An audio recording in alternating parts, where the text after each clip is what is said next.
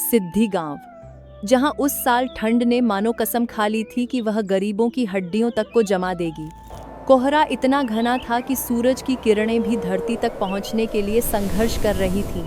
लेकिन असली ठंड मौसम की नहीं थी, असली ठंड थी लोगों के दिलों की, जहां से दया नाम की चीज गायब हो चुकी थी। गौरी, ये लकड़ी भी अब खत्म होने वाली है।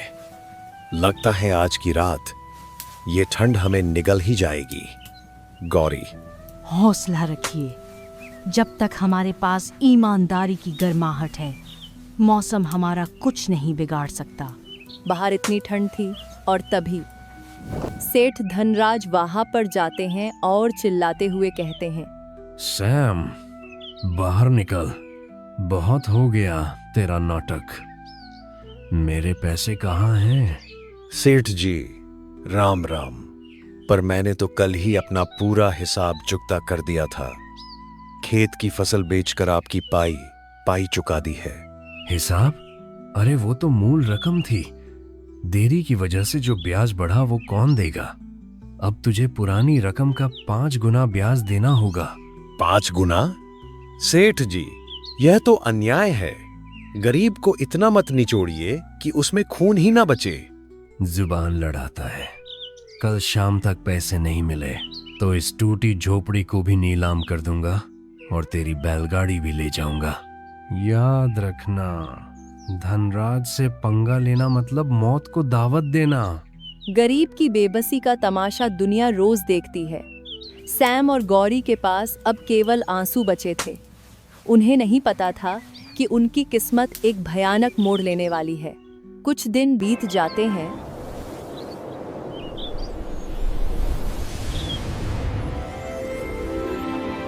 सेठ धनराज के दिमाग में बहुत ही घटिया विचार आता है। बंसी, भगवान के गहने देखकर मेरी नीयत डोल गई है। और वैसे भी आज उस सैम ने मेरे सामने जुबान चलाई है। एक तीर से 2 शिकार करेंगे, गहने मेरे और इल्जाम सैम के सिर। मालिक, आप तो शैतान के भी गुरु निकले। लालची इंसानियत को अंधेर कर देता है। सेठ ने पाप किया और रात के अंधेरे में गहने अपने घर ले आया। यह पाप का दोषी उसने सैम के बनने की साजिश थी। अरे पंडित जी, मैंने देखा था, रोज ये सैम इसी रास्ते से खेत जाता है। कल मैंने इसे रात में इधर घूमते देखा था। यही चोर है? नहीं, मैं निर्दोष हूं। मैंने चोरी नहीं की। आप लोग मुझ पर विश्वास कीजिए। पंडित जी, मेरे पति ने आज तक एक तिनका नहीं उठाया। वो भगवान के गहने कैसे चुरा सकते हैं? आप मुझ पर भरोसा करें। मेरे पति ऐसा कभी नहीं कर सकते। करना तो दूर, वो ऐसा सोच भी नहीं सकते।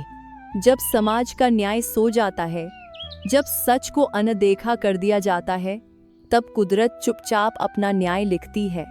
जिन्हें अपनों ने ठुकरा दिया, जिन्हें रिश्तों ने अकेला छोड़ दिया, उन्हें वही जंगल अपनाता है जिसे दुनिया डर और अंधेरे से जोड़ती है।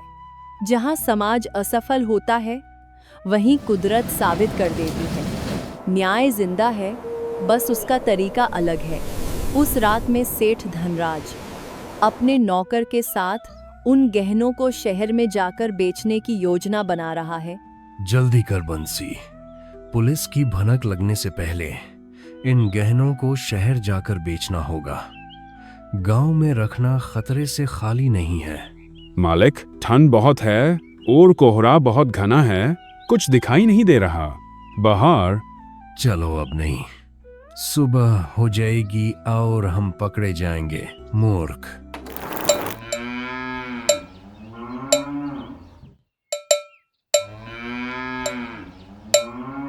बैलगाड़ी के पहिए की तेज आवाज, अचानक एक जोरदार टक्कर क्रैश, बैलगाड़ी पलट जाती है। सेठ की चीख, आह मेरी टांग, बचाओ, कोई है? सेठ धनराज की चीखें सैम सुन लेता है। गौरी, ये तो किसी के दर्द भरी चीख है। शायद कोई मुसीबत में है। रुकिए, ये रात का वक्त है, कोई खतरा हो सकता है। खतरा हो या दुश्मन, इंसानियत सबसे ऊपर है। सैम उस घने कोहरे में बिना रुके आगे बढ़ता है। आवाज साफर नहीं थी, दिशा भी तय नहीं थी, लेकिन दिल कह रहा था किसी को उसकी जरूरत है। डर और धुंध के बीच सैम उसी आवाज की तरफ दौड़ पड़ता है।